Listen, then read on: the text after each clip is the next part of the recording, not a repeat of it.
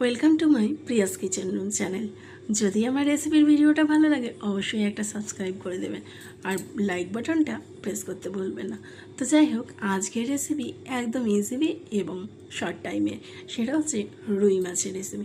রুই মাছের জিরা বাটা ঝোল বা সবজি দিয়ে ঝোল সবসময় যদি ভালো না লাগে তাহলে এই রেসিপিটা ট্রাই করে দেখতে পারো। এর জন্য প্রথমে এই মাছটাকে কিন্তু লাল লাল করে ফ্রাই করে তুলে নিতে হবে। তারপর তেলের মধ্যে পেঁয়াজটাকে একদম বেরেস্তার মতো করে ফ্রাই করে মশলা দিয়ে দিয়েছিলাম একটু জিরে আর লঙ্কা বাটা আর একটু কিচেন কিং মশলা। লাল লাল করে যখন মশলাটাকেও ফ্রাই করে নিলাম তেল ছাড়া পর্যন্ত, তারপর দিয়ে দিলাম একটু পোস্ত, কাজু বাদাম, মগজদানা পেস্ট করে রেখেছিলাম। সেই পেস্ট দিয়ে তেল ছাড়া পর্যন্ত কিছুক্ষণ ফ্রাই করে নিয়ে ফাটিয়ে রাখা দইটা দিয়ে দিলাম।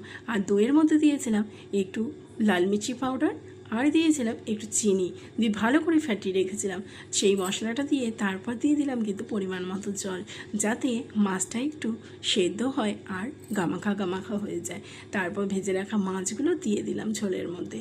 তারপর নেড়ে ছেড়ে উপর দিয়ে কটা কাঁচা লঙ্কা ছিঁড়ে আর একটু গুঁড়ো গরম মশলা দিয়ে দিলাম।